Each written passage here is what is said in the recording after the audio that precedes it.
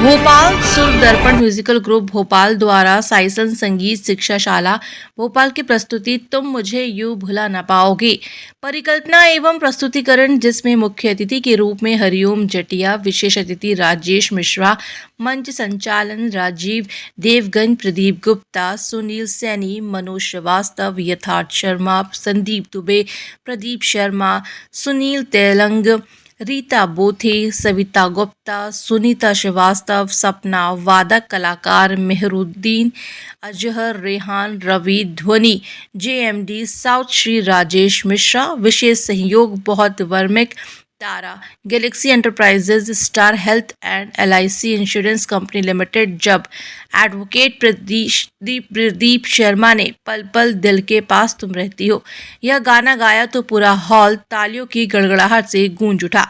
इस अवसर पर सभी ने अपने अपने संगीत की छटा बिखेरी।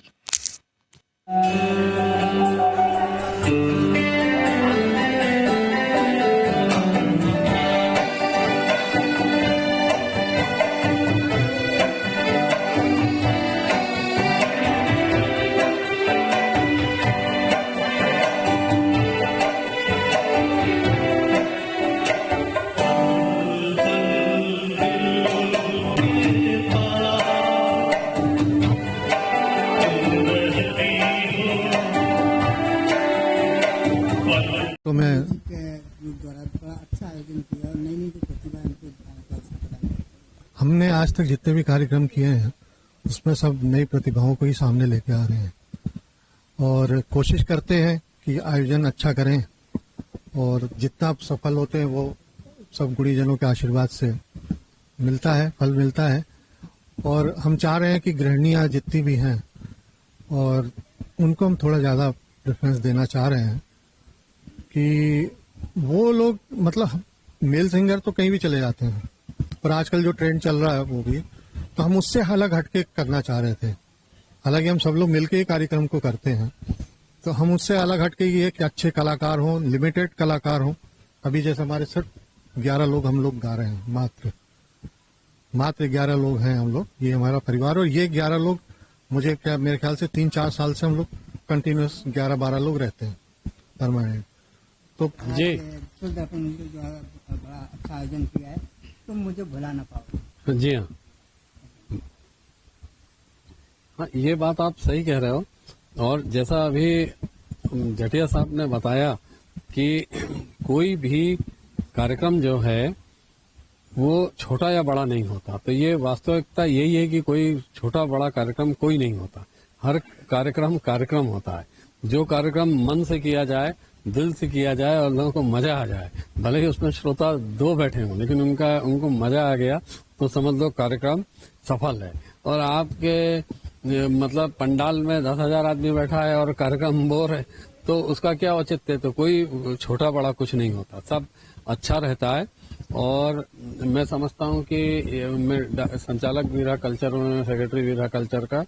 मुझे लगता है कि जो प्रतिभा रहती है वो अपने आप ही अपना रास्ता बना लेती है। सब मतलब जो भी बड़े कलाकार देश में दिखते हैं या विदेश में अंतर्राष्ट्रीय स्तर पे, उन सब लोगों की जो शुरुआत है वो छोटे स्टेज से ही हुई है। और इसलिए मैं ये बहुत अच्छी चीज है। अब जैसे मान लीजिए कुछ लोग जैसे प्रदीप शर्मा है तो अब ये एडवोकेट है, तो अब ये प्रोफेशनल गायक नहीं है, तो ये अपना शौकिया गा रहे हैं। लेकिन जो लोग प्रोफेशनल गा रहे हैं तो वो लोग धीरे धीरे करके अपना राह बनाते हैं, ऐसा नहीं है। मेरे यहाँ देखिए बहुत सारे ऑर्केस्ट्रा जो हैं अपने भोपाल के, ये सब कलाकार ये साल भर यही करते हैं, मतलब इनको काम मिलता है ऑर्केस्ट्रा का। तो ये देखिए कि वो जो इनकी का जो हुनर है तो वो इनको नाम भी देता है, शान भी बनती है आपकी और आर्थिक लाभ भी देता है। तो ये बहुत अच्छा काम है। आज के इस संगीतमय शाम में हमारे मुख्य अतिथि हरिओम जटिया साहब, राजेश मिश्रा साहब, सीनियर आईएएस, और इस कार्यक्रम के जो नायाब हीरे हैं सिंगर्स, वो सभी के प्रति मैं आभार व्यक्त करता हूं कि उन्होंने, और विशेषकर श्रोतागण जो आते गए, हम लोग इंतजार में रहे हमारे अतिथि जो आने वाले थे, थोड़ा विलंब से आए लेकिन सबने इंतजार किया उनका, और आके उन्होंने जो कमी थोड़ी देर से आने हो गई थी वो इस तरह से उन्होंने पूरी कर दी कि सब लोग खुश हो गए।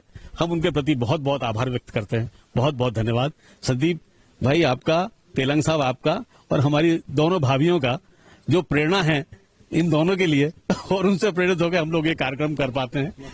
बहुत सपोर्ट करती हैं वो। सर आपको जब गाने गुनगुनाए हैं, जब दिल के पास तुम रहती हो पल पल, हाँ, क्या है इस गाने को बड़ा रोमांटिक होकर आपने गाया? ये किशोर कुमार के बहुत ही, मैं बताऊं आपको, उनके जो गाने हैं किशोर कुमार साहब के, उनमें जो बहुत ही ज्यादा लोग कर्णप्रिय है, लोगों को आज भी दिलों में बसता है गीत, और हर कोई जानता है जिस गाने को। वो ये गाना है पल पल दिल के पास तुम रहते हो। उसी गाने को मैंने अभी गाया था। अभी ये गाना सुन के जाइए, जादूगर तेरे नैना। क्या वजह आप सोशल मीडिया पर अक्सर एक्टिव रहते हो? आपके गाने की धुनें सोशल मीडिया माध्यम से लोगों तक पहुंचती है। बची हुई जिंदगी जीना चाहता हूँ। बहुत संघर्ष किया जीवन में, अब थोड़ा अपने लिए भी जीना चाहता हूँ, संगीत के लिए जीना चाहता हूँ। कुछ मेरे साथी, मेरे दोस्त आगे बढ़ जाएं। यहाँ देवेंद्र सोनी हैं जिन्होंने संदीप भाई से परिचय कराया, और संदीप भाई ने आज मंच दिया मुझे गाने के लिए। ऐसे ही एक दूसरे से सब जुड़ते जाते हैं। अरिजीत सिंह की कहानी आपने सुनी जटिया साहब के साथ, कि इनके घर पे ही रहते थे। आप सोचिए, कल्पना कीजिए कि आज किस मुकाम पे हैं वो। फिल्म फेयर शो भी करते हैं, दुबई में शोज करते हैं जटिया साहब। इनका बेटा इतना होनहार है कि हम उनसे मिलने के लिए कोशिश करते हैं कि उनसे मुलाकात हो जाए हमारी। और सारे स्टार्स, सारे के बीच में वो सबसे बड़ा हीरा चमक रहा है, कोहिनूर। और साइमन संगीत द्वारा आज ये जो कार्यक्रम आयोजन किया गया है, वास्तव में संगीत की एक दुनिया होती है और संगीत का एक परिवार होता है, और संगीत की कोई जात पात नहीं होती है। जो गाता है वो अच्छा गाता है, और जब वो गाता है तो फिर दुनिया पूरी सुनती है। और उसके कारण कार्यक्रम में कितने लोग आए वो जरूरी नहीं है, कार्यक्रम में कितने दिल से लोग आए हैं वो आवश्यक होता है। और आज जो कार्यक्रम दुबे जी ने और शर्मा जी ने और तीसरे और कौन है, तेलंग जी ने बहुत ही अच्छा किया है। मैंने तो शुरुआत 25 वर्ष हो गए इंडस्ट्रीज के अंदर। हिंदुस्तान का एक भी सिंगर ऐसा नहीं जिसका मैंने कार्यक्रम नहीं किया हो, चाहे ए आर रहमान हो, अरिजीत हो, शान हो, सुखविंदर हो, सुनिधि चौहान हो, श्रेया घोषाल हो, सबके कार्यक्रम की तलाश करके 22 शोज किए हैं। तो ये शो बिजनेस के अंदर कलाकार को मंच देना। सन 2009 में अरिजीत सिंह मेरे घर पे ही रहता था भोपाल में, फिर मैंने उसको फेम गुरुकुल में भेजा।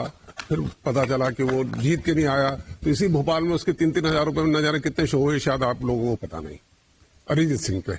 और फिर प्रीतम दा के पास भेजा उसको, फिर उसके बाद उसकी लाइन हुई, अब 6.5 करोड़ रुपए लेता और डेट अवेलेबल नहीं। तो ये होता है मंच को स्थान देना।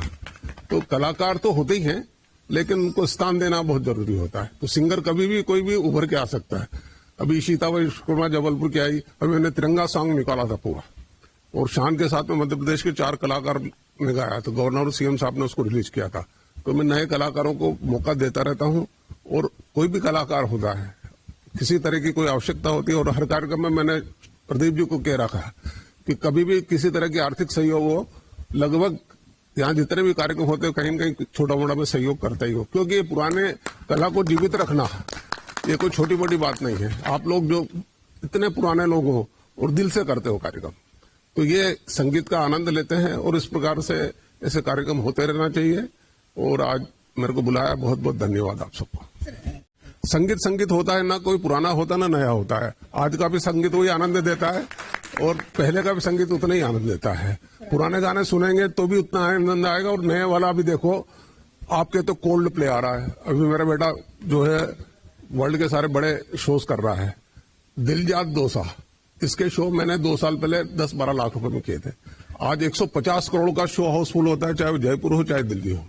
तो कलाकार को, इंडियन कलाकार भी वर्ल्ड लेवल पे फेम हो गए। अभी अबू धाबी में भी उसने शो किया। तो ये है कि कला तो संगीत है ही, और पुराना तो जब सुनते हैं तो उसका आनंद ही अलग रहता है। और आज जो हमारे मध्य प्रदेश के कलाकार दोनों ही, किशोर जी हो चाहे लता जी हो, हमारे लिए श्रद्धेय हैं और पूरे देश में नाम किया है उन्होंने। और आज उनके गाने गा करके हम सब लोग आनंद लित होते हैं, तो वो तो कल्पना ही नहीं कर सकते हैं।